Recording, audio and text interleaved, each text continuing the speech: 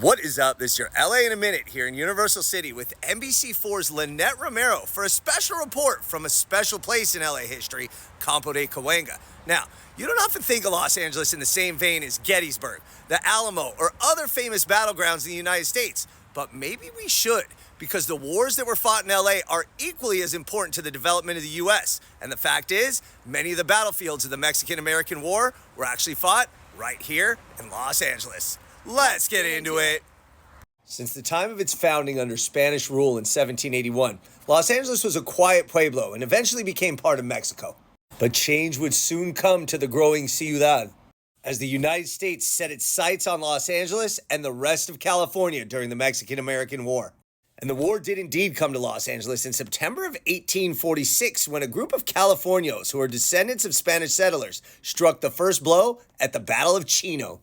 They surrounded the ranch of Isaac Williams, the owner of the rancho that consists of what is present-day Chino, and they used fire to smoke out 20 American defenders and secure an early victory that bolstered their resistance efforts.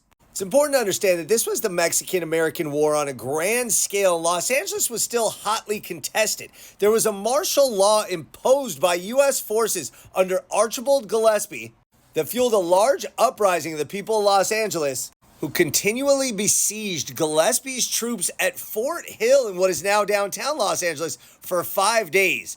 Outnumbered and without water, the American forces surrendered on September 29th, marking the only instance in the Mexican-American War where U.S. forces lost control of a captured city. But less than a month later, it would be the Battle of Dominguez Rancho where the Californios' ingenuity would shine the brightest. The stately Jose Antonio Carrillo, who was four-time alcalde or mayor of the pueblo previous to the war, led 50 horsemen against 200 U.S. Marines using clever tactics, including the legendary Old Woman's Gun, a hidden cannon that had been buried by Clara Cota de Reyes.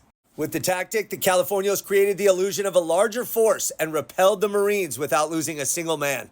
However, the tide began to turn in January 1847. At the Battle of Rio San Gabriel, 600 American troops under Commodore Stockton and General Kearny crossed the river under fire, their disciplined formation and superior firepower overcoming the Californio defenders. The next day at the Battle of La Mesa, near present-day Vernon, the exhausted California forces made their last stand. Despite holding higher ground, they couldn't withstand the American rifles and retreated to what is now Pasadena, allowing U.S. forces to reclaim Los Angeles.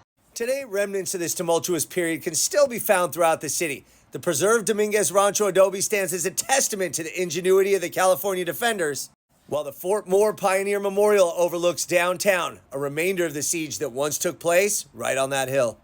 And a special thanks to NBC4 and the wildly talented Lynette Romero for helping with this report, because here at Campo de Cahuenga, we're reminded that right in front of us, all around the city, are the battlefields of historic Los Angeles. All right, LA, it's been a minute.